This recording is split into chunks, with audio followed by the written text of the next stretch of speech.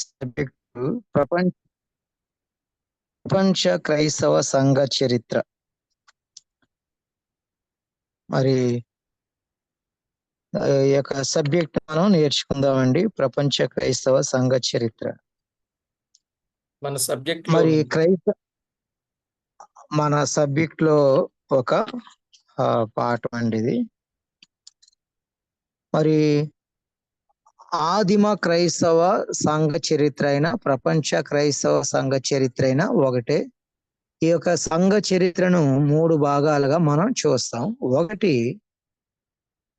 ఆదిమ క్రైస్తవ సంఘ చరిత్ర, అంటే వరల్డ్ వైడ్ గా సంఘం యెరూషలేములో ప్రారంభించబడి ప్రపంచవ్యాప్తిగా ఎలాగా అది విస్తరించిందో అది ప్రపంచ క్రైస్తవ సంఘ చరిత్ర. రెండవది ఇండియన్ చర్చ్ హిస్టరీ, భారతదేశ క్రైస్తవ సంఘ చరిత్ర. మూడవది ఏపీ చర్చ్ హిస్టరీ, ఆంధ్రప్రదేశ్ క్రైస్తవ సంఘ చరిత్ర. 3 భాగాలుగా మనము ఈ యొక్క సబ్జెక్ట్ నేర్చుకుందాం. ప్రియమైన వారులారా, మరి ఈ ప్రపంచ క్రైస్తవ సంఘ చరిత్ర 3 డివిజన్స్ గా మనం చూస్తామండి. అంటే 1వ శతాబ్దము నుండి ఇప్పుడు ఉన్న నేటి కాలానికి ఈ ప్రపంచ క్రైస్తవ సంఘ చరిత్రను 3 భాగాలుగా మనం విభజిస్తాము. అందులో మొదటిది ఎర్లీ చర్చ్ హిస్టరీ, ఆదిమ క్రైస్తవ సంఘ చరిత్ర 1 నుండి 6 శతాబ్దాలు, మొదటి 600 సంవత్సరాల చరిత్ర. ఎర్లీ చర్చ్ హిస్టరీ, ఆదిమ క్రైస్తవ సంఘ చరిత్ర 1-6 శతాబ్దాల క్రైస్తవ సంఘ చరిత్ర అండి. రెండవ భాగంలో మిడివల్ చర్చ్ హిస్టరీ, మధ్యయుగ క్రైస్తవ సంఘ చరిత్ర 6 నుండి 15వ శతాబ్దం వరకు, 6 నుండి 15వ శతాబ్దం వరకు. ఇక మూడవది చూస్తే మోడర్న్ చర్చ్ హిస్టరీ, ఆధునిక క్రైస్తవ సంఘ చరిత్ర. ఆధునిక క్రైస్తవ సంఘ చరిత్ర 16వ శతాబ్దం నుండి నేటి వరకు. ప్రపంచ క్రైస్తవ సంఘ చరిత్రను 3 భాగాలుగా విభజించాము. మొదటిది ఎర్లీ చర్చ్ హిస్టరీ, 1 నుండి 6 శతాబ్దాలు. రెండవది మిడివల్ చర్చ్ హిస్టరీ, మధ్యయుగ సంఘ చరిత్ర 7 నుండి 15 శతాబ్దాలు. మూడవది మోడర్న్ చర్చ్ హిస్టరీ, 16 నుండి నేటి వరకు ఉన్నటువంటి సంఘ చరిత్ర విషయాలు. అందులో ఫస్ట్ ఇది మనం ఈరోజు ఎర్లీ చర్చ్ హిస్టరీ మనం నేర్చుకుందామండి. ఎర్లీ చర్చ్ హిస్టరీలో మనకు సంఘము ఎక్కడ ఆవిర్భవించిందో మనకు తెలుసండి. క్రీస్తు శకం 34వ సంవత్సరంలో యెరూషలేము పట్టణంలో పెంతెకోస్తు అనే పండుగ దినాన క్రైస్తవ సంఘం ఆవిర్భవించింది. ఆ సంఘం ఆవిర్భవించే ఆ దినానికి 120 మంది ఒక సంఘముగా ఒక చోట మేడ గదిలో కూర్చుని ఉన్నారండి. వారి మధ్య మరి సంఘ ఆవిర్భావం అనేది మనం జరగడం చూస్తున్నాం. మరి ప్రియమైన వాళ్ళ సంఘము అనేది ప్రభువుకి చెందిందని మనం చూస్తూ ఉన్నాం. సంఘానికి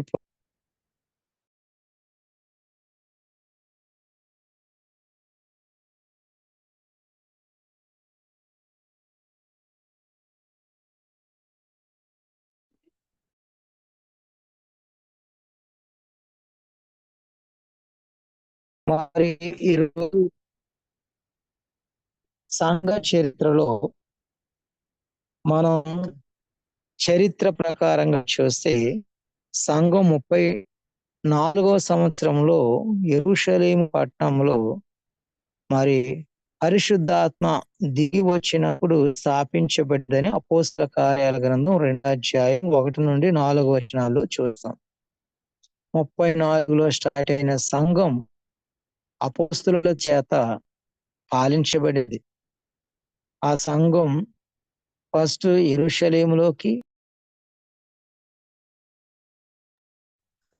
యోదయ సమరయ దేశములలోకి 3 భూదిగంతాల వరకు వ్యాప్తి చెందింది. 3 బిట్లుగా సంఘం స్ప్రెడ్ అయిందండి, విస్తరించింది. ఒకటి యెరూషలేము, 2 యోదయ సమరయ, 3 భూదిగంతాల వరకు సంఘం విస్తరించుకుంటూ వెళ్ళిందండి. ఈ సంఘానికి పేతురు ఇతర అపోస్తలులుగా వ్యవహరించారు. వారు చనిపోతూ వారి శిష్యులను తయారు చేశారు. ఆ శిష్యులు అపోస్తలుల తర్వాత సంఘాలకు నాయకత్వం వహించారు. ఫస్ట్ వివరిస్తున్నాం బ్రదర్, తర్వాత రాసుకుందరు గాని కదండి. ఇప్పుడు సంఘం అపోస్తలుల చేత నడిపించబడింది. అపోస్తలులు చనిపోతూ సంఘంలో శిష్యులను తయారు చేశారు. ఆ శిష్యులను ఏమన్నారంటే అపోస్టలిక్ చర్చ్ ఫాదర్స్ అన్నారండి. అపోస్టలిక్ చర్చ్ ఫాదర్స్ అనగా అపోస్తలుల చేత ఏర్పరచబడిన సంఘ పితరులు. అపోస్తలుల చేత ఏర్పరచబడిన సంఘ పితరులు, వీరిని అపోస్టలిక్ చర్చ్ ఫాదర్స్ అని అన్నారండి. మరి ఈ సమయంలో సంఘము చక్కగా 34లో స్టార్ట్ అయింది. 100వ సంవత్సరం వరకు కూడా అపోస్తలుల చేత పాలించబడింది. అపోస్తలులలో యోహాను అనే భక్తుడు సుమారు 95 నుంచి 100వ సంవత్సరం మధ్యలో ఆయన మృతి చెందాడు. కనుక అపోస్తలులలో చివరివాడు యోహాను. మరి 100వ సంవత్సరం లోపులో చనిపోయిన తర్వాత అపోస్తలులందరూ చనిపోయారు. ఇక వాళ్ళ శిష్యుల చేత సంఘం 2వ శతాబ్దం నుంచి పరిపాలించబడింది. వారిని ఏమన్నారంటే అపోస్టలిక్ చర్చ్ ఫాదర్స్ అని అన్నారండి. కనుక ఇప్పుడు సంఘ చరిత్ర ప్రకారంగా మనం మరి వాక్యాన్ని నేర్చుకుంటూ ఉన్నామండి. మరి ఇందులో ఈ యొక్క ఎర్లీ చర్చ్ హిస్టరీలో మనం చూస్తే ఈ యొక్క అపోస్తలుల కాలంలో ఏర్పరచబడినటువంటి ఈ సంఘం 120 మందితో స్టార్ట్ అయింది. ఒక గదిలో స్టార్ట్ అయింది. వారు అంచెలంచెలుగా ఆ యొక్క సువార్తను అనేక ప్రాంతాలకు తీసుకుని వెళ్ళారండి. ఇప్పుడు మీరు రాసుకోండి, నేను చెప్పే మాటలు రాసుకోండి.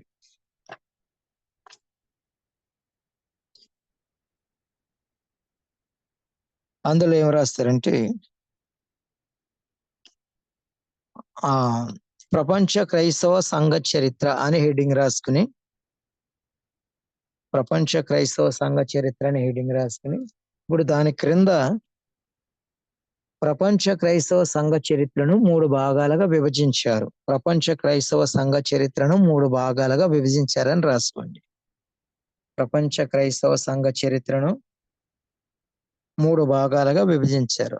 ఒకటి ఆదిమ క్రైస్తవ సంఘ చరిత్ర. ఆదిమ క్రైస్తవ సంఘ చరిత్ర 1 నుండి 6 శతాబ్దాలు. 1 నుండి 6 శతాబ్దాలు. రెండవది మధ్యయుగ క్రైస్తవ సంఘ చరిత్ర. మధ్యయుగ క్రైస్తవ సంఘ చరిత్ర 7 నుండి 15 శతాబ్దాలు. 7 నుండి 15 శతాబ్దాలు. మూడవది ఆధునిక క్రైస్తవ సంఘ చరిత్ర. ఆధునిక క్రైస్తవ సంఘ చరిత్ర 16 నుండి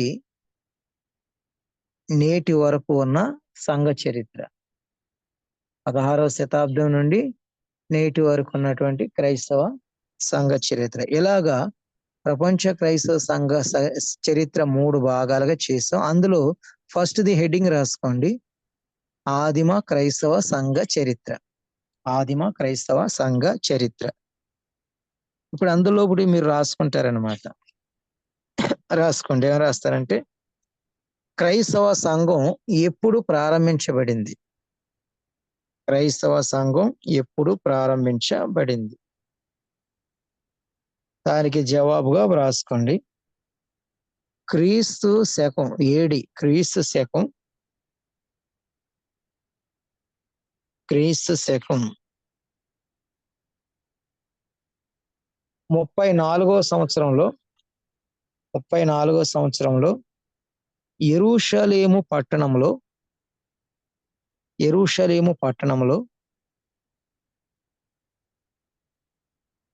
పెంతుకోస్తు అనే పండుగ దినాన పరిశుద్ధాత్మ దిగివచ్చిన దినాన ప్రారంభించబడింది లేక స్థాపించబడింది.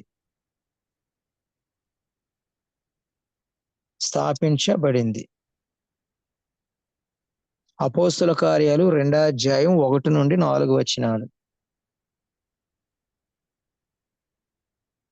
అపోస్తుల కార్యాలు 2వ అధ్యాయం 1 నుండి 4 వచనాలు.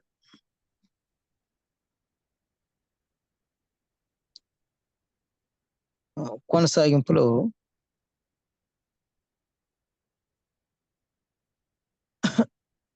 వ్రాసుకుందా అండి. 120 మందితో సంఘం ప్రారంభించబడి 120 మందితో క్రైస్తవ సంఘం ప్రారంభించబడి అపోస్తుల కార్యాలు బ్రాకెట్లో అపోస్తుల కార్యాలు 1:15 అపోస్తుల కార్యాలు 1:15 బ్రాకెట్ క్లోజ్ చేసి 3,000 మందిగా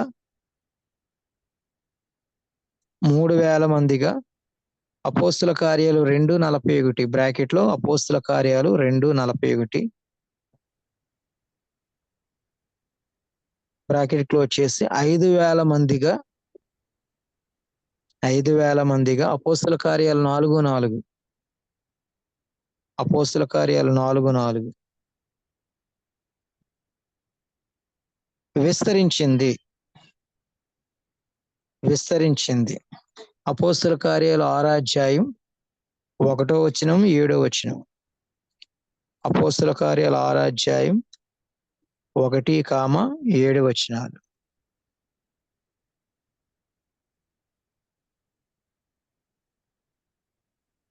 కొనసాగింపులో సంఘము 3 దశలుగా విస్తరించింది.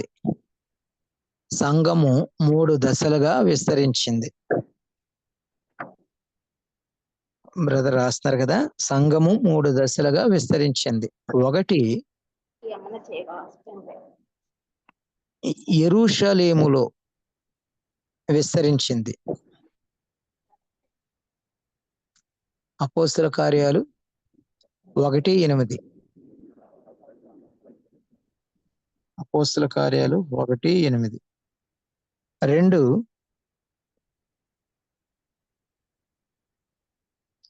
యోదయ సమరయ ప్రాంతాలలో విస్తరించింది.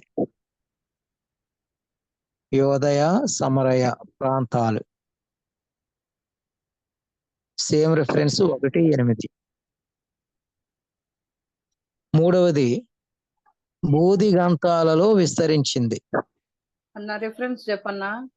సేమ్ రిఫరెన్స్ అండి 1:8 అపోస్తల కార్యాలు 1:8.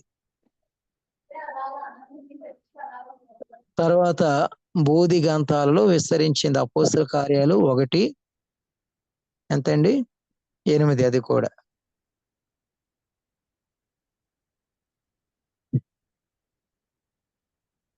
ఇప్పుడు అందులో వ్రాసుకుందా అండి. యెరూషలేములో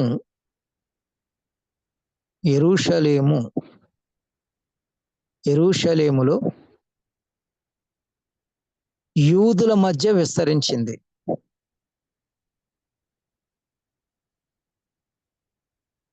రెండవది యోదయ సమరయ ప్రాంతాలలో సమరయుల మధ్య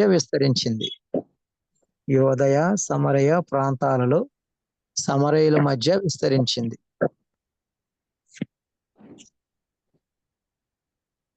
మూడవది అన్యుల మధ్య సంఘం విస్తరించింది. అన్యుల మధ్య సంఘం విస్తరించింది.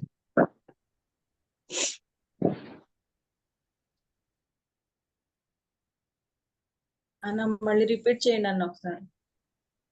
యూదుల మధ్య యెరూషలేములో యూదుల మధ్య సంఘం విస్తరించింది. యూదుల మధ్య అంటే యెరూషలేములో ఎవరున్నారండి? స్వజనులైన యూదులు ఉన్నారు, వారి మధ్య సంఘం విస్తరించింది. రెండవది, యోదయ సమరయ ప్రాంతాలలో సమరయ ప్రజల మధ్య విస్తరించింది. సమరయ ప్రజల మధ్య సంఘం విస్తరించింది. మూడవ పాయింట్లో బూదిగంతాలలో అనగా అన్యుల మధ్య సంఘం విస్తరించింది. అన్యుల మధ్య సంఘం విస్తరించింది. యూదులు, సమరయులు, అన్యులు. ఆ ఇన్వర్టెడ్ కామాలో రాసుకోండి. యూదులు ఇన్వర్టెడ్ కామా, సమరయులు ఇన్వర్టెడ్ కామా, అన్యులు. అన్యులు. అన్న మళ్ళీ చెప్పన్నా. ఫస్ట్ చెప్పన్నా. సంఘము యూదుల మధ్య యెరూషలేములో విస్తరించిందండి. యెరూషలేము రాసుకున్నారు కదా పైన. యెరూషలేములో సంఘం విస్తరించింది. యెరూషలేములో ఎవరున్నారండి? యూదులు ఉన్నారు. యూదుల మధ్య సంఘం విస్తరించింది. యోదయ సమరయ ప్రాంతాలలో ఎవరి మధ్య విస్తరించిందండి? రాసిన వారు చెప్తారా? ఎవరి మధ్య అండి? సమరయుల మధ్య. అది సమరయుల మధ్య అన్నమాట. ఇన్వర్టెడ్ కామ రాసుకోండి అమ్మా అలాగా. ఇక మూడవది ఎవరి మధ్య విస్తరించిందండి సంఘం? అన్యుల మధ్య. అన్యులంటే బూదిగంతాలు. బూదిగంతములలో అన్యుల మధ్య సంఘం విస్తరించింది. రైట్ అండి. అలాగా 3 దశలుగా సంఘం మరి విస్తరించడం మనం చూస్తూ ఉన్నాం. ఆత్మ సంఘం. ఇప్పుడు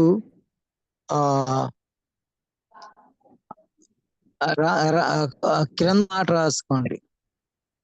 సంఘము విస్తరించాలనేది ప్రధాన ఆజ్ఞ. సంఘం విస్తరించాలనేది ప్రధాన ఆజ్ఞ. దానికి రాసుకుందామండి. మత్తయి సువార్త 28వ అధ్యాయం 18 నుంచి 20 వచనాలు. మత్తయి సువార్త 28వ అధ్యాయం 18 నుంచి 20. మార్కు సువార్త 16వ అధ్యాయం 15, 16 వచనాలు.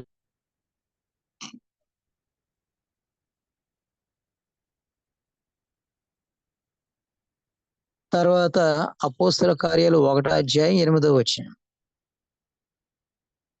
అపోస్తల కార్యాలు 1వ అధ్యాయం 8వ వచనం. రాసారా బ్రదర్?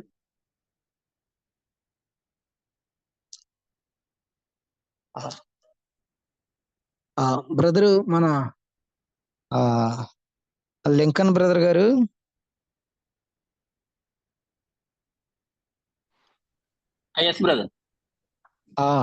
ఒకసారి మీరు రాశారు కదండి 3. మత్తయి సువార్త, మార్కు సువార్త, యోహాను సువార్త. మత్తయి సువార్తలో ఏముంటదండి? 3వది అపోస్తల కార్యాలు 1:8. మత్తయిలో 28, 18 నుంచి 20. మార్కులో 16వ అధ్యాయం 15వ వచనం. అపోస్తల కార్యాలు 1:8. ఆ మూడిట్లో ప్రధాన ఆజ్ఞ ఏంటండి? మత్తయిలో ఏమంటాడు? మత్తయి సువార్తలు ఏమంటాడంటే, మీరు సర్వలోకానికి వెళ్ళి సమస్త జనులను శిష్యులనుగా చేయుడి కదండి. మార్కు సువార్తకు వచ్చేవాడికి మీరు సర్వలోకానికి వెళ్ళి సర్వ సృష్టికి సువార్తను ప్రకటించండి కదండి. ఇప్పుడు మత్తయి, మార్కులు సర్వ సృష్టికి అనే పదాన్ని ఉపయోగించాడు. కానీ లూకా గారు వచ్చేటప్పటికి సర్వ సృష్టి అనే మాటను 3 భాగాలుగా విభజిస్తూ ఉన్నాడు అనమాట. అది యెరూషలేము, 2 యోదయ సమరయ, 3 భూదిగంతాలు. ఈ 3 కలిపితే సర్వ సృష్టి. గనుక సువార్థికులు ముగ్గురు ఒకే ఉద్దేశాన్ని, ఒకే అంశాన్ని 3 విధాలుగా చూపుతూ ఉన్నారండి. అపోస్తుల కార్యాల్లో లూకా గారు ఈ సర్వ సృష్టి అనే పదాన్ని 3 దశలుగా చెప్తూ ఉన్నాడు. 1 యెరూషలేము, యెరూషలేములో యూదులు ఉన్నారు. 2 యోదయ సమరయ, యోదయ సమరయ అనేది ఒక మన హైదరాబాదు, సికింద్రాబాద్ అని జంట నగరాల ఎలాగా పిలుస్తాము, ఆ రోజుల్లో యోదయ సమరయ పిలిచేవారు.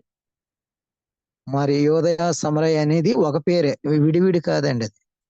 ఇప్పుడు మనకి ట్విన్ సిటీస్ హైదరాబాదు, సికింద్రాబాదు అని ఎలా పిలుస్తున్నామో, పూర్వకాలం యోదయ సమరయ అనేది ఒక ప్రాంతం పేరు. అక్కడ ఎవరున్నారంటే ఎక్కువగా సమరయులు ఉన్నారన్నమాట. ఇక భూదిగంతాలు అనేటప్పటికీ ఇక అన్యులు. గనుక యూదులకు, సమరయులకు, అన్యులకు ముగ్గురిని కలిపితే సర్వ సృష్టికి మీరు వెళ్ళి సువార్తను ప్రకటించండి అన్న ఆజ్ఞను బేర్ చేసుకుని సంఘం ఆవిర్భవించాక శిష్యులు మరి ఆ ప్రకారంగా వాక్యాన్ని చేరవేసి సంఘాలను కట్టి ప్రభు ఆజ్ఞను వారు నెరవేర్చారు వారి పరిధిలో కదండి. కనుక ఇప్పుడు సంఘము అనేది సర్వ సృష్టిలో ఎక్కడెక్కడ ఎలాగా అది కొనసాగిందో మనం చూసామండి. ఇంకా మనం చూస్తే ఆదిమ క్రైస్తవ, నెక్స్ట్ రాసుకోండి. మీరు ఏం రాస్తారంటే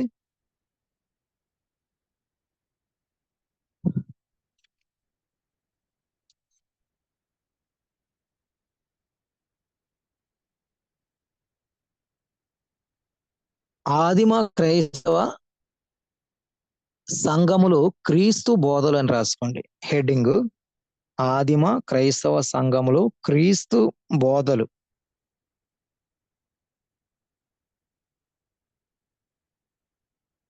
అప్పుడు రాసుకోండి. అపోస్తలుడు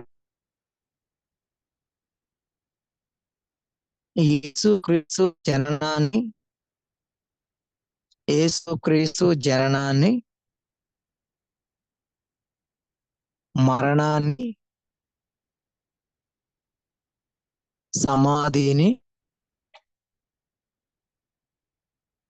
పునరుద్ధానాన్ని,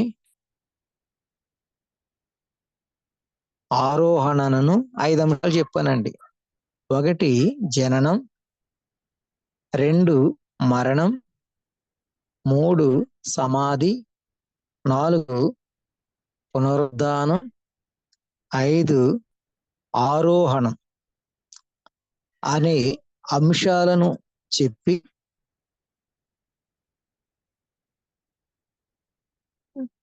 సంఘాలను స్థాపించి విస్తరింప చేశారు.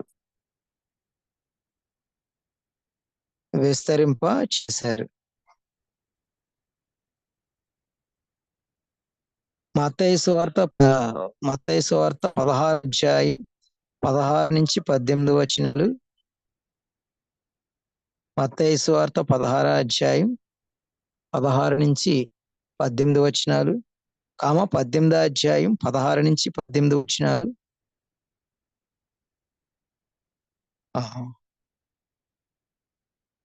తర్వాత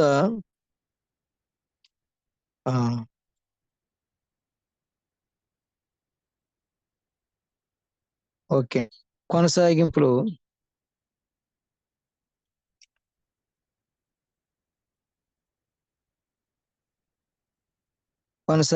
రాసుకోండి. సంఘము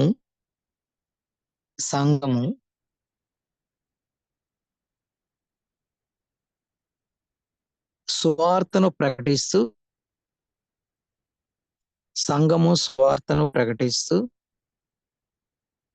సంఘ స్థాపన చేస్తూ సంఘ స్థాపన చేస్తూ ఆయన రెండవ రాకడ కొరకు సంఘాన్ని ఆయన రెండవ రాకడ వరకు లేదంటే ఆయన రెండవ రాకడకు విశ్వాసులను సిద్ధం చేసింది. విశ్వాసులను సిద్ధం చేసింది.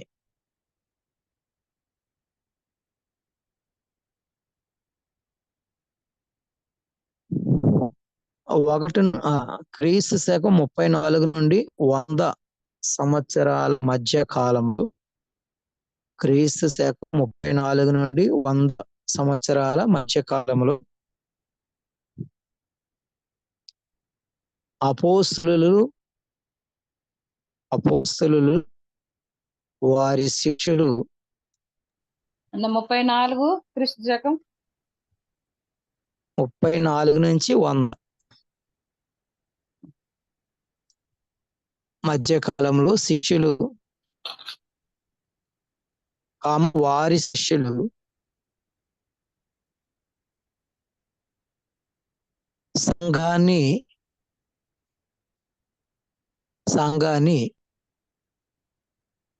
సంఘానికి నాయకత్వం వహించారు.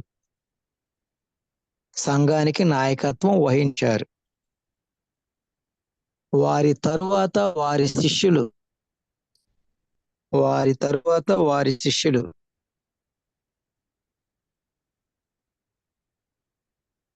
సంఘానికి నాయకత్వం వహించారు. సంఘానికి నాయకత్వం వహించారు.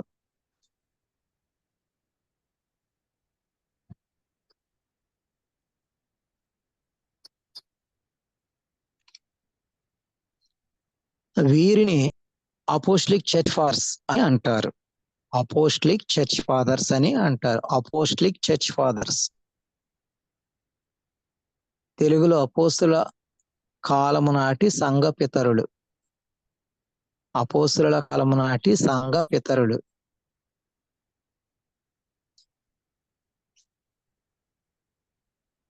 కొనసాగింపులో ఆదిమ క్రైస్తవ సంఘములో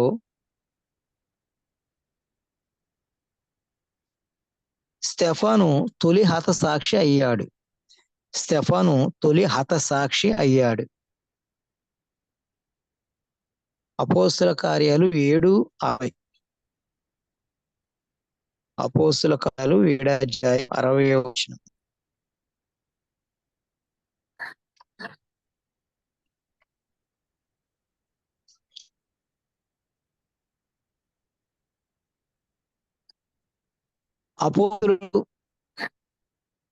అపోస్తులు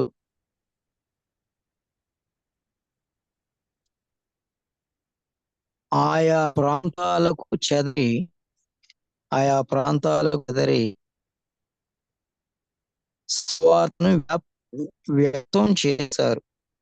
సువార్తను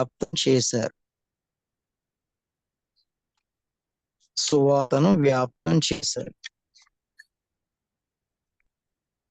ఉదాహరణకు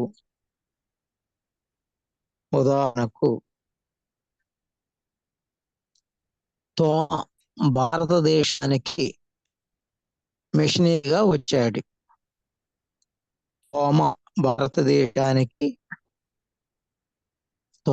భారతదేశానికి క్రీస్తు శకం 52లో మిషనరీగా వచ్చాడు.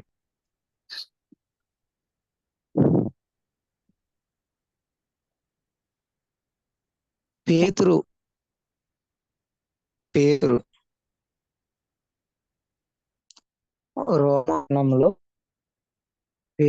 రోమా పట్టణంలో మిషనరీగా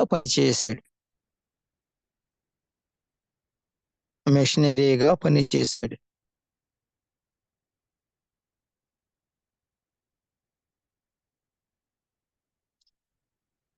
కొనసాగిలో రాస్తారు. కింద ఏం రాస్తారంటే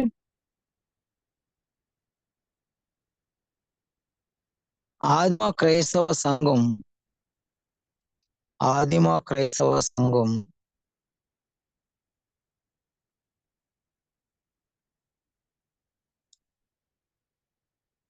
ఆదిమ క్రైస్తవ సంఘం మొదటి శతాబ్దంలో 2 తరగతులుగా పిలువబడింది.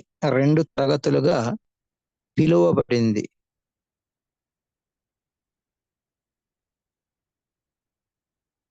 ఒకటి యోధా క్రైస్తవులు, సింపుల్ యూదులలో నుండి రక్షించబడిన క్రైస్తవులు. యూదులలో నుండి రక్షించబడిన క్రైస్తవులు. 2 అన్యులలో నుండి రక్షించబడిన క్రైస్తవులు. అన్యులలో నుండి రక్షించబడిన క్రైస్తవులు.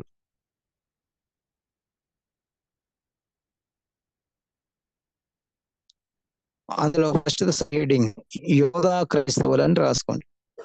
అంటే యూదులో నుంచి రక్షణ పొందిన క్రైస్తవులు హెడ్డింగ్ రాసుకోండి. అందులో రాసుకుందాం. యూదా క్రైస్తవులలో నజరేయులు, యోధా క్రైస్తవులలో నజరేయులు, ఎబియోనీయులు,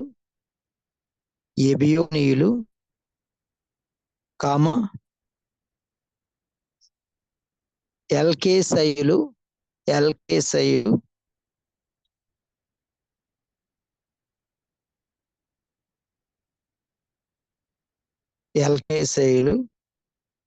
మళ్ళీ రిపీట్ చేయండి మొదలగు అన్న, వాయిస్ గుంపులు వారు. ఆహా, రాసుకుంటమ్మా. కట్ అవుతుందన్న, వాయిస్ కట్ అవుతుంది, మళ్ళీ రిపీట్ చేయండి. యోధా క్రైస్తవులలో నజరు, ఎబియోనీయులు, ఎల్కేసయులు మొదలైన వారు ఉన్నారు.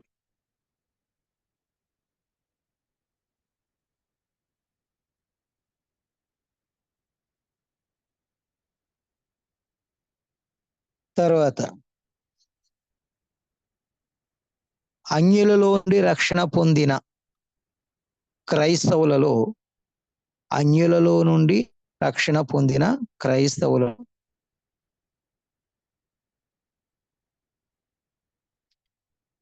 అనేక అన్య దేశాలకు చెందిన వారు ఉన్నారు. అనేక అన్య దేశాలకు చెందిన వారు ఉన్నారు.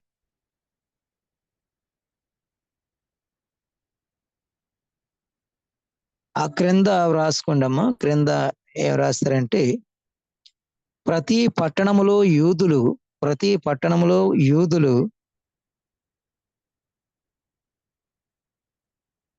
సమాజ మందిరాలలో కూడుకునేవారు.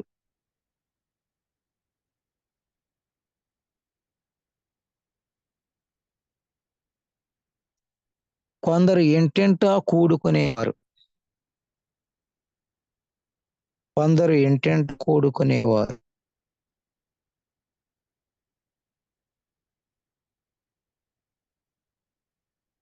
క్రైస్తవ సంఘము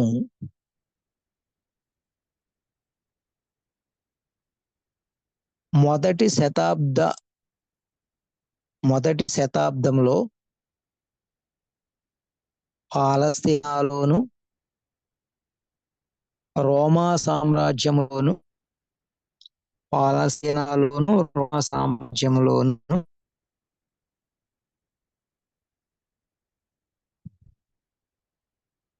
వ్యాప్తం చెందింది.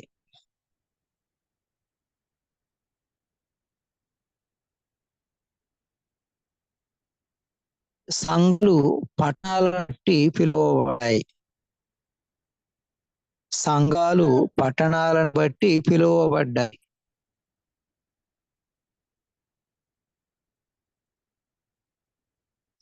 ఉదాహరణకు అంత్యోకయ సంఘం, కొరింథీ సంఘం, రోమా సంఘం. అంత్యోకయ సంఘం, కొరింథీ సంఘం, రోమా సంఘం. కామ యెరూషలేము సంఘం.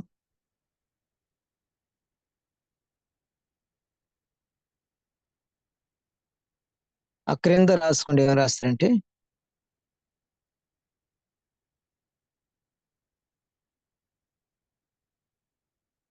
నాటి క్రైస్తవ సంఘ ముఖ్య కేంద్రాలు. నాటి క్రైస్తవ సంఘ ముఖ్య కేంద్రాలు. 1 యెరూషలేము సంఘం.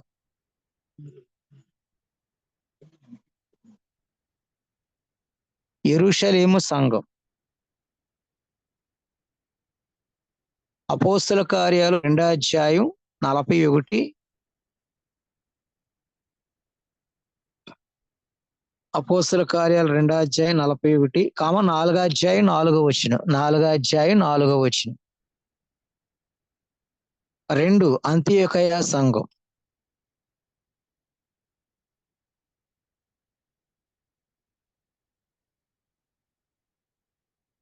అపోస్తల కార్యాలు 11వ అధ్యాయం 21 నుంచి 23. అపోస్తల కార్యాలు 11వ అధ్యాయం 21 నుంచి 23. 3 ఫిలిప్పీ సంఘం.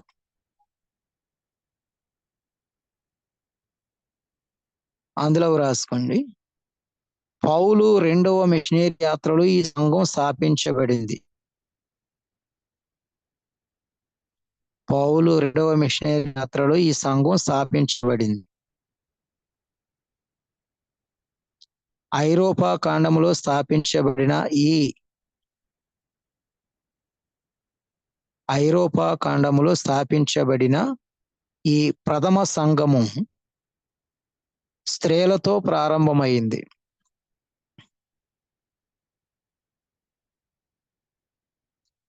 నాలుగు తెస్సలోనికా సంఘం.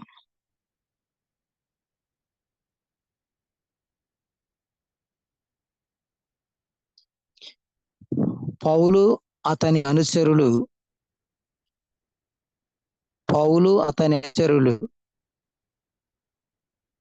ఈ సంఘమును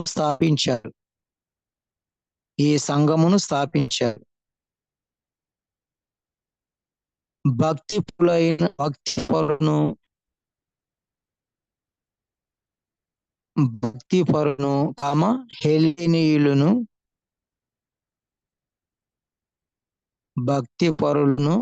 హెలేనీయులను హెలేనీయులు బ్రాకెట్ లో రాసుకోండి. గ్రీకు భాష మాట్లాడు యూదులు బ్రాకెట్ లో చేసుకోండి. శ్రీమంతులైన స్త్రీలు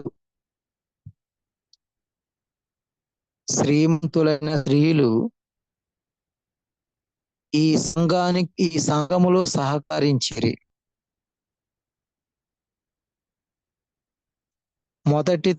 రెండవ తెస్సలోనికా పత్రిక 2:15. తెస్సలోనికా 2వ పత్రిక 2:15. నెక్స్ట్ కొరింథీ సంఘం. స్లోగా చెప్పండి, కొంచెం అలాగే అమ్మా. 2వ తెస్సలోనికా 2:15.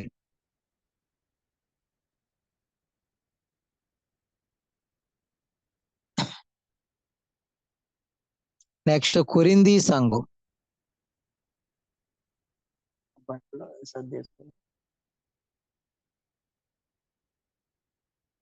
పౌలు 2వ మిషనరీ ప్రయాణంలో ఈ సంఘం స్థాపించబడింది.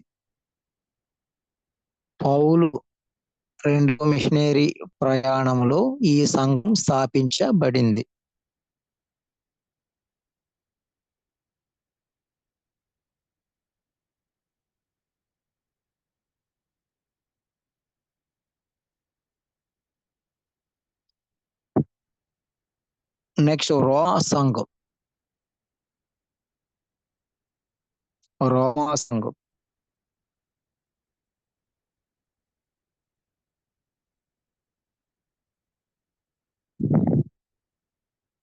ఈ సంఘం విశ్వాసుల చేత కట్టబడి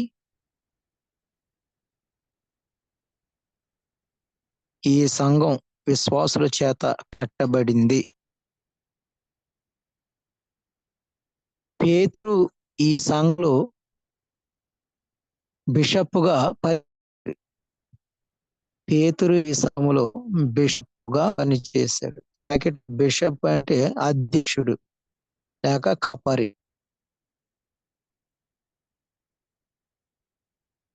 బ్రాకెట్ క్లోజ్ చేసి పౌలు ఈ సంఘానికి ఉత్తరాన్ని వ్రాసాడు. పౌలు ఈ సంఘానికి ఉత్తరాన్ని వ్రాసి విశ్వాసులను బలపరిచాడు.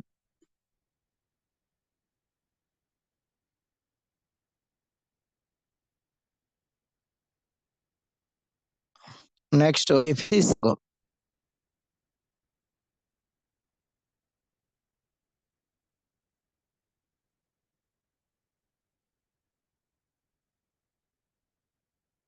యూదులు ఎక్కువగా నివసించే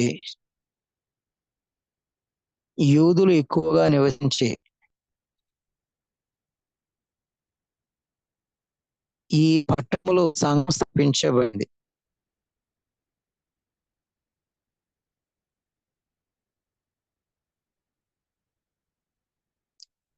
క్రిందితర సంఘాలు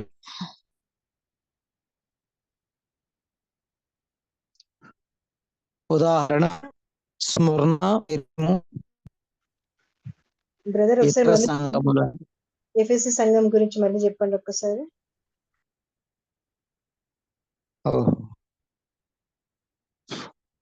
యూదులు ఎక్కువగా నివసించే ఈ పట్టణంలో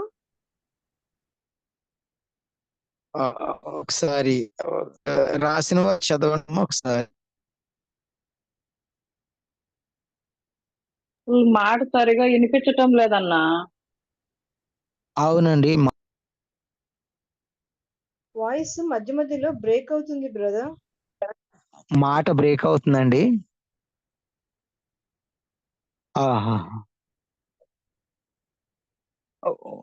ఓకే, మరలా ఒకసారి రాసుకోండి. అయితే ఎఫెసీ సంఘం రాసుకోండి. లేదు, క్లియర్ గా ఉంది బ్రదర్. అవునా బ్రదర్? ఒకసారి మీరు చదవండి బ్రదర్ రాసింది.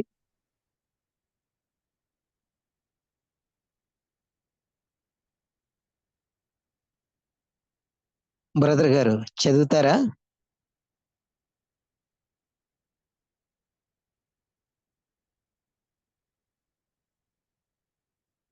అన్న మీరు చెప్పండి. Okay okay. ఇతర సంఘములు అని రాసుకోండి బ్రదరు. ఇతర సంఘములు. ఎఫ్ఎస్సి సంఘం గురించి ఒకసారి చెప్పండి. ఎఫ్ఎస్సి సంఘం గురించి చెప్పండి అన్న. ఆయన చెప్పండి సార్. రాసుకోండి బ్రదరు. ఎఫెసీ సంఘములో ఎక్కువగా యూదులు నివసించారు. ఎఫెసీ సంఘములో ఎక్కువగా యూదులు నివసించారు. వారి మధ్య సంఘం స్థాపించబడింది.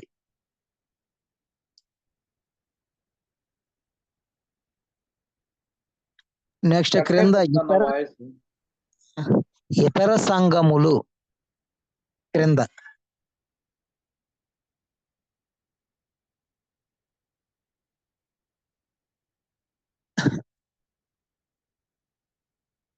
బ్రదరు వినబడుతుందా? బ్రేక్ అవుతుందా వాయిస్?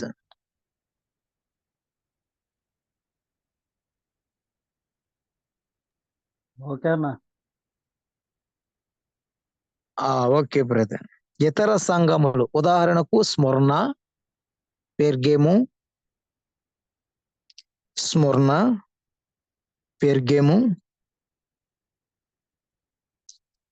తుయితైరా, సార్దీసు, ఫిలదెల్ఫియా, లవదోకియా,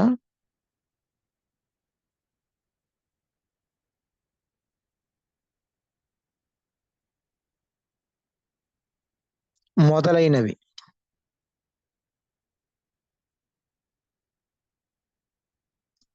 కొనసాగింపులో మొదటి శతాబ్దం ముగిసే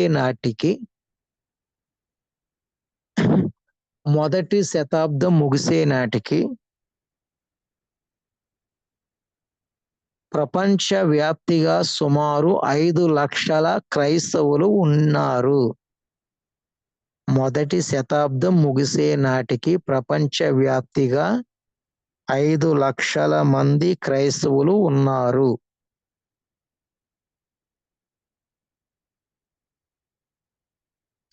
అనేక సంఘాలు ఆవిర్భవించాయి. అనేక సంఘాలు ఆవిర్భవించాయి. రోమా సామ్రాజ్యమంతట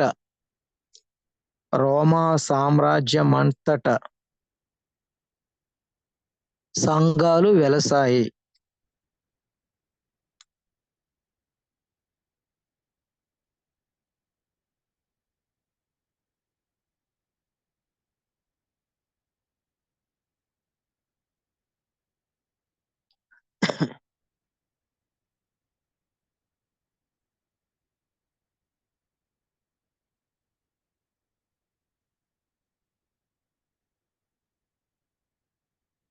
ఒక కొనసాగింపులో రాసుకుందాం అండి.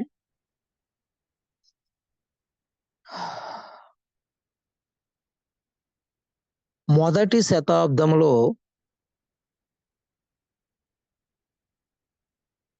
అపోస్తలులు సువార్తలను, పత్రికలను రచించారు.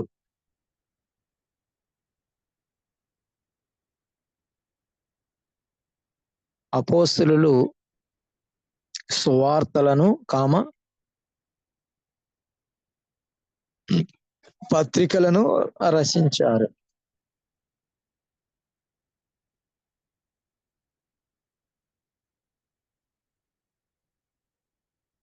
ఇప్పుడు రాసుకుందాం అండి. ఆ క్రింద పేరా రాసుకోండి.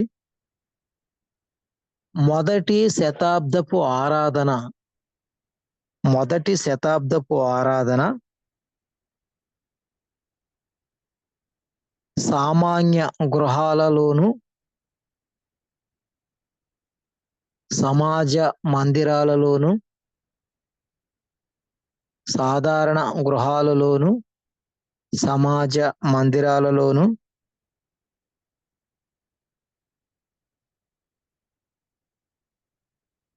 కొన్నిసార్లు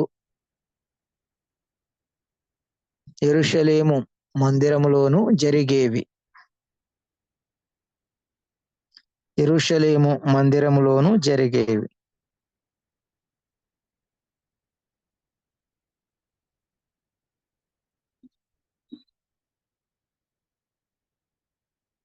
ఆదివారాన్ని పునరుద్ధాన దినముగా ఆచరించారు.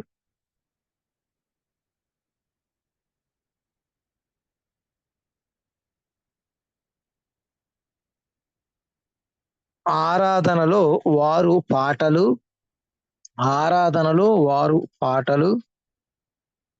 ప్రార్థనలు,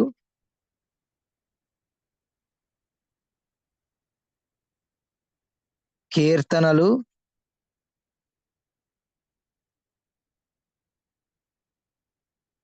పాత నిబంధన పాఠములు,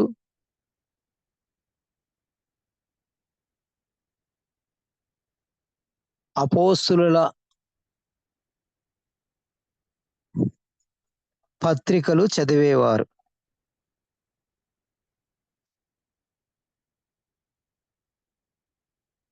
రొట్టె ద్రాక్షారసము ప్రతి వారం ఇవ్వబడేది.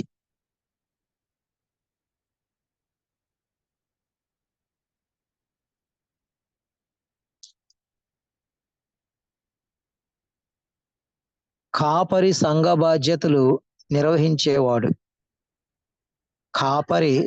బాధ్యతలను నిర్వహించేవాడు.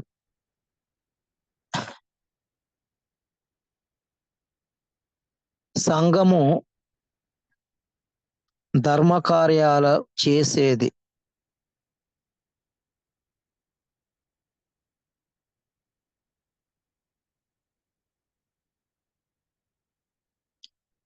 పురుషులతో పాటు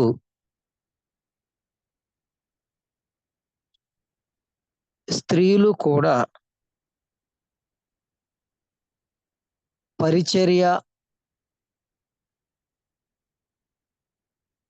సమానంగా చేశారని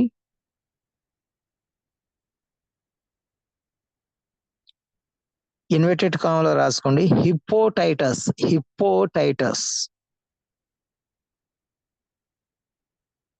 హిప్పోలైటస్ రాయండి, టైటస్ కాదు, హిప్పోలైటస్ వ్రాసిన అభిషేకారాధన క్రమములో, హిప్పోలైటస్ వ్రాసిన అభిషేకారాధన క్రమములో ఇన్వర్టెడ్ కామా క్లోజ్ చేసుకుని వివరించబడింది.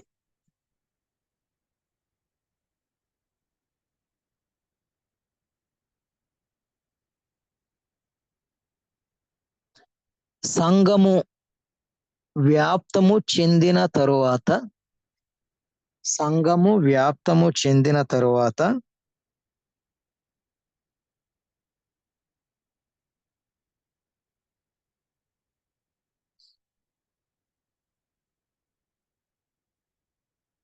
సంఘ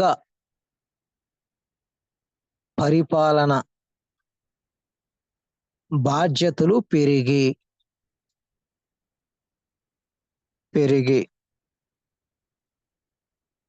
అధ్యక్షులు బ్రాకెట్లో బిషప్స్, డీకానులు పెద్ద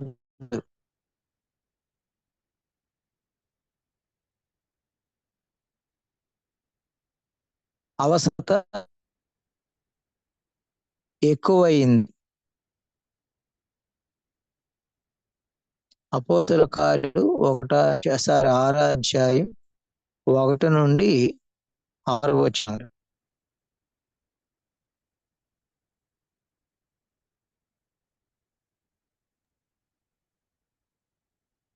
అన్న సంఘ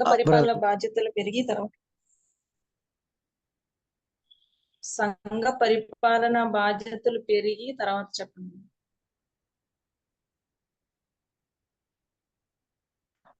సంఘ పరిపాలన బాధ్యతలు పెరిగి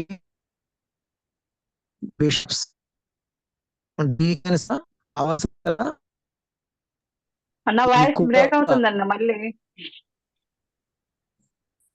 బ్రేక్ అవుతుందండి. అవునన్నా. అదే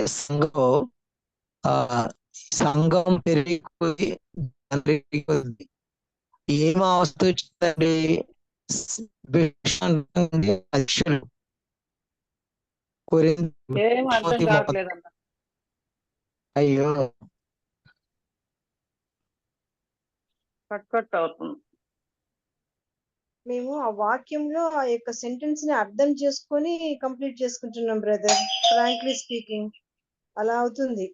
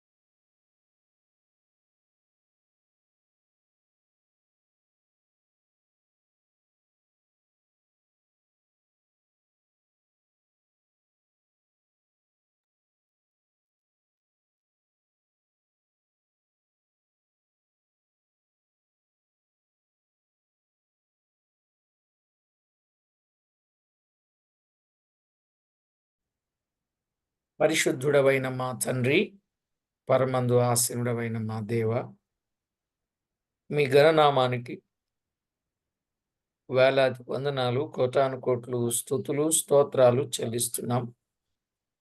ఇప్పటి వరకు ప్రపంచ సంఘ చరిత్రను గురించిన విషయాలు కొంత వినడానికి కృప చూపారు. ఈ సమయంలో సిస్టమాటిక్ థియాలజీ కొరకైన విషయాలు కొన్నింటిని విననయింటుండగా సహాయము చేయమని తోడై ఉంటారని క్రీస్తు యేసు నామమున ప్రార్థించి వేడుచు ఉన్నాము తండ్రి. ఆమేన్.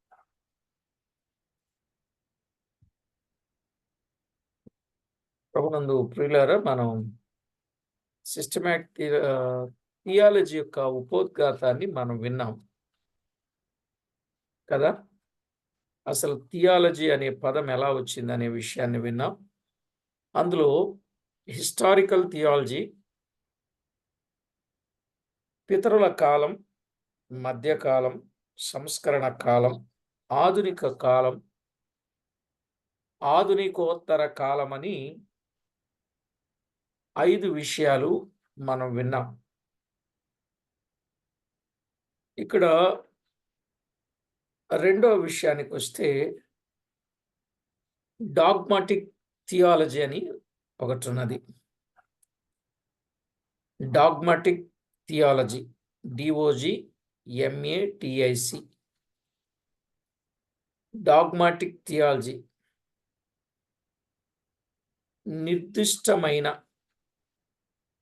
నిర్దిష్టమైన విశ్వాసముతో కూడిన థియాలజీలు. వాటిలో కొన్ని. డాగ్మాటిక్ థియాలజీ నిర్దిష్టమైన విశ్వాసంతో కూడిన థియాలజీలు. వాటిలో కొన్ని. ఒకటి కెల్వినిజం.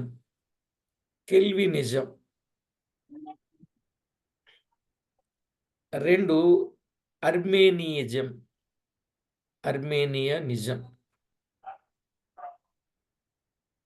3 Roman Catholicism.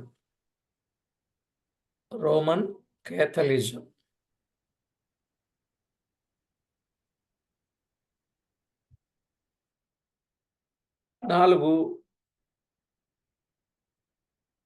Dispensational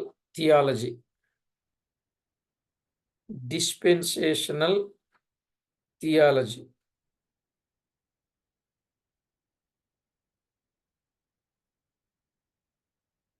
5 covenant theology.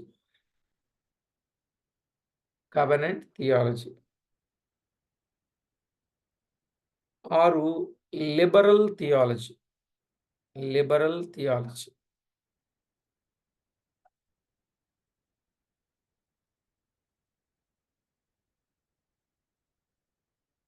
1 historical థియాలజీలో 5 విషయాలు విన్నాం. డాగ్మాటిక్ థియాలజీలో 6 విషయాలు విన్నాం. ఇక 3వది బిబ్లికల్ థియాలజీ. ఇందులో 2 భాగాలు ఉన్నాయి. బిబ్లికల్ థియాలజీలో 2 భాగాలు ఉన్నాయి. ఒకటి old testament theology. Old testament theology. 2 new testament theology. పాత నిబంధన థియాలజీ, క్రొత్త నిబంధన థియాలజీ.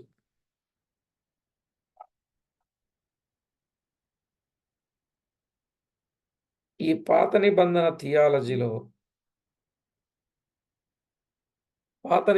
థియాలజీ అనగా దేవుని గూర్చి. పాత నిబంధన థియాలజీ అనగా దేవుని గూర్చి, ఆయన లక్షణాలను గూర్చి,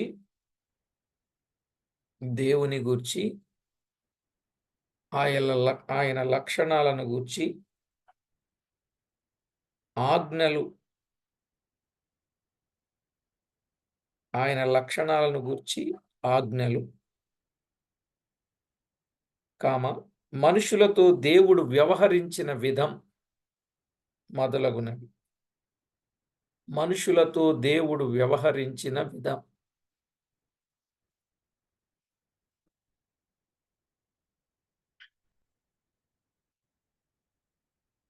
మొదలగునవి. వివిధమైన కాలాలలో దేవుని గూర్చిన విషయాలన్నింటి యొక్క అవగాహన. దేవుని గూర్చిన విషయాలన్నింటిని యొక్క అవగాహన.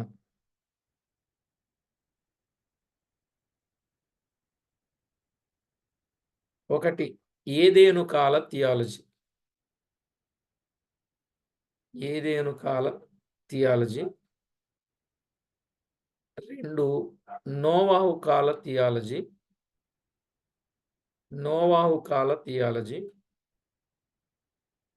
3, పితరుల కాల థియాలజీ. పితరుల కాల థియాలజీ. 4, ధర్మశాస్త్ర యుగపు థియాలజీ. ధర్మశాస్త్ర యుగపు థియాలజీ. 5, రాజుల కాల థియాలజీ. 6, ప్రవక్తల యొక్క థియాలజీ. ఏదేను, నోవాహు, పితరులు, ధర్మశాస్త్ర, రాజులు, ప్రవక్తల యొక్క థియాలజీ. రెండవది, క్రొత్త నిబంధన థియాలజీ. బిబ్లికల్ థియాలజీలో 2 ఉంటాయి అనుకున్నాం కదా. క్రొత్త నిబంధన థియాలజీ, వివిధ వ్యక్తుల యొక్క థియాలజీ. వివిధ వ్యక్తుల యొక్క థియాలజీ. అపోస్తలులు దేవుని గూర్చి వ్రాసిన సంగతులు. అపోస్తలులు దేవుని గూర్చి వ్రాసిన సంగతులు. 1, సినాప్టిక్ థియాలజీ.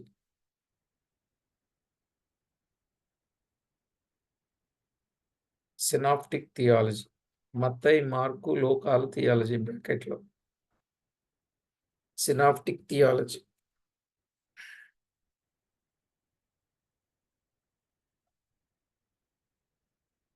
2, పౌలు థియాలజీ. పేతురు థియాలజీ.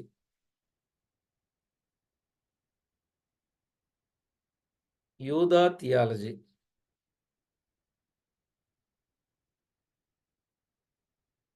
యోహాను థియాలజీ. 6, అపోస్తలుల కార్యము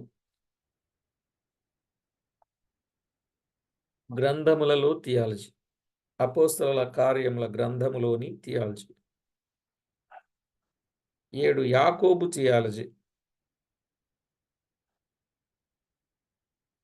8, హెబ్రీ పత్రికలోని థియాలజీ. హెబ్రీ పత్రికలోని థియాలజీ.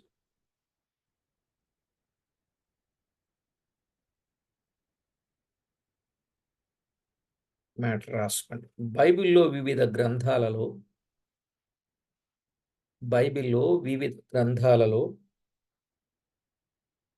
వివిధ రచయితల థియాలజీలను బైబిల్లో వివిధ గ్రంథాలలో వివిధ రచయితల థియాలజీలను వేరువేరుగా గాక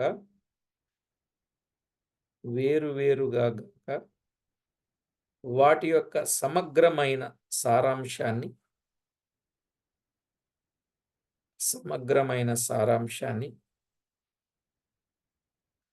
వివిధ వేరువేరు అంశాలుగా విభజించి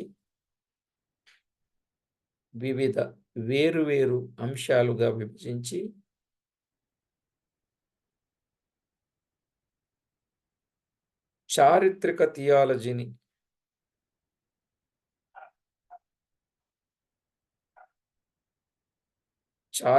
థియాలజీని పరిగణలోనికి తీసుకొని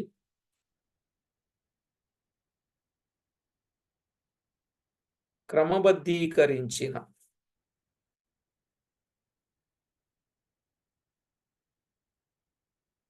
థియాలజీయే క్రమబద్ధీకరించిన థియాలజీయే systematic theology. Systematized systematic theology.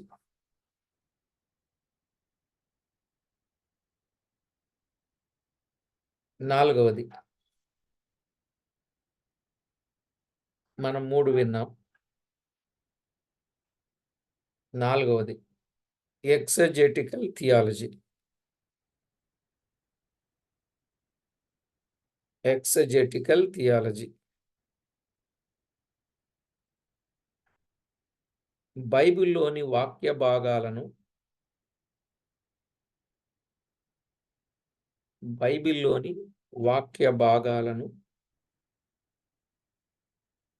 వేటికి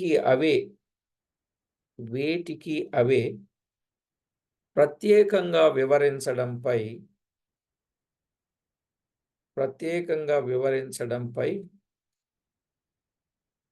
ఆధారపడి వాక్యాన్ని కూర్చడం.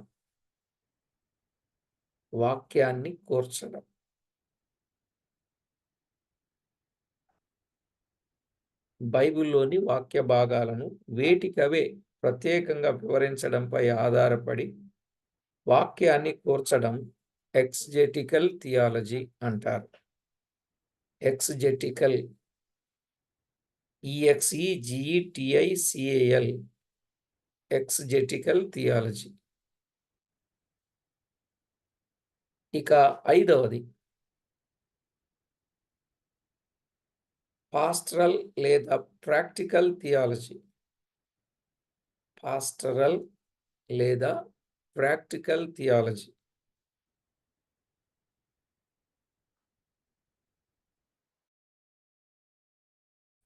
అంటే ఏంటంటే వాక్యములోని డాక్ట్రినల్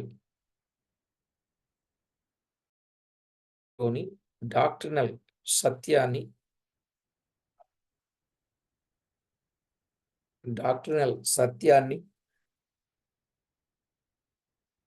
క్రైస్తవులకు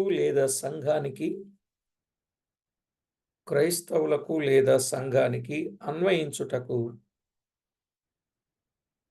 ప్రాధాన్యతనిచ్చే వాక్యపు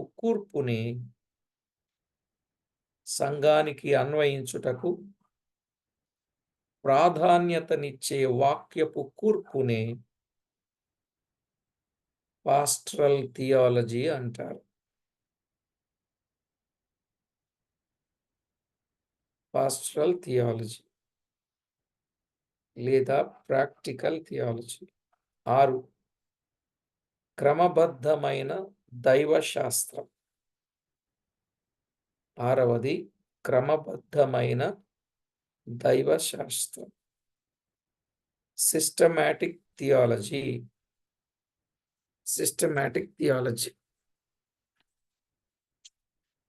క్రమబద్ధమైన దైవశాస్త్రం. ఇప్పుడు మనం వినేది అదే సబ్జెక్ట్. సిస్టమాటిక్ SYSTEMATIC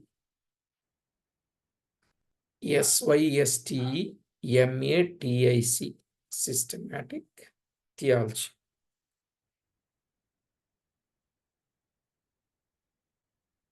రాసుకోండి. దైవవాక్యంలో మొదటి వచనము నుండి ఆఖరు వచనం వరకు దైవవాక్యములో మొదటి వచనము నుండి ఆఖరి వచనం వరకు ఆవరించి ఉన్న ప్రధాన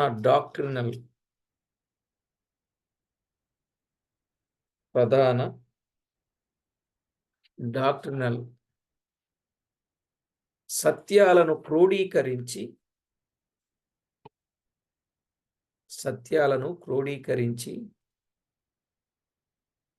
వాటిలోని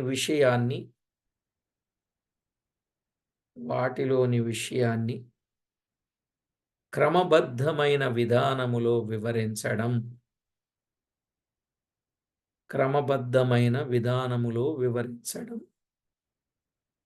సిస్టమాటిక్ థియాలజీ.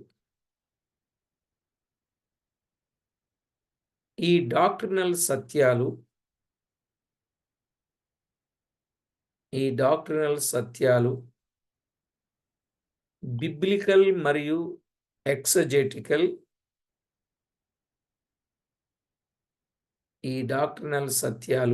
బిబ్లికల్ మరియు ఎక్సజెటికల్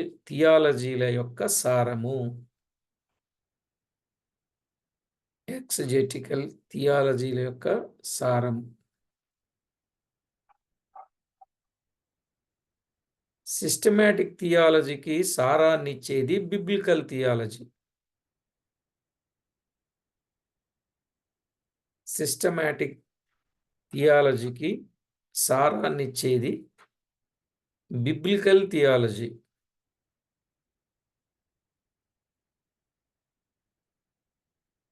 అయితే దానికి మరొక ఆధారం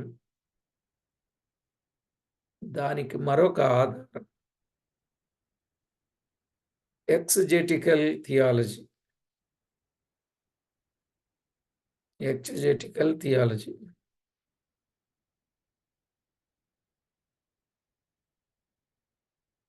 మరొక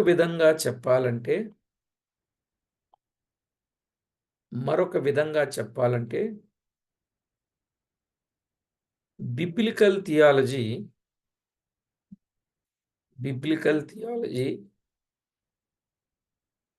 ఎక్సజెటికల్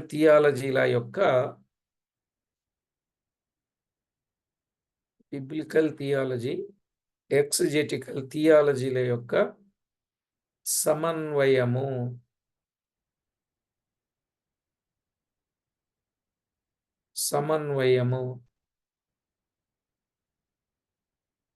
బిబ్లికల్ థియాలజీ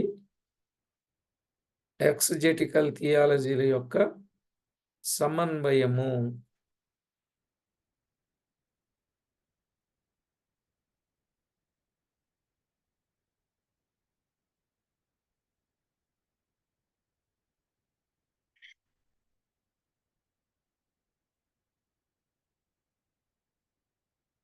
హెడ్డింగ్ పెట్టుకోండి. సిస్టమాటిక్ థియాలజీ ఉపోద్ఘాతం.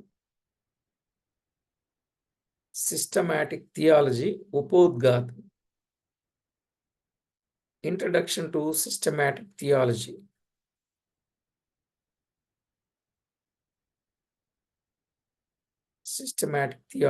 ఉపోద్ఘాతం.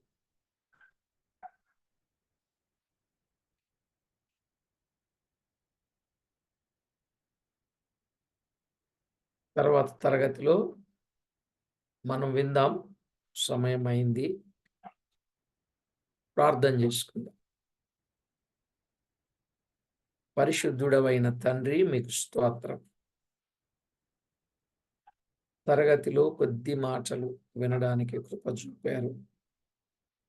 సిస్టమాటిక్ థియాలజీ, దాని ఉపోద్ఘాతమును ఇచ్చిన వివరాలు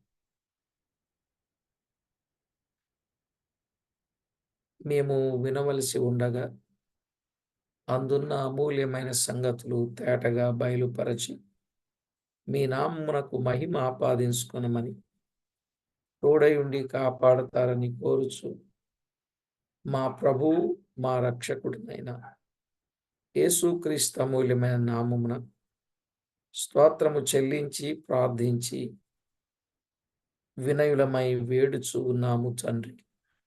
ఆమేన్.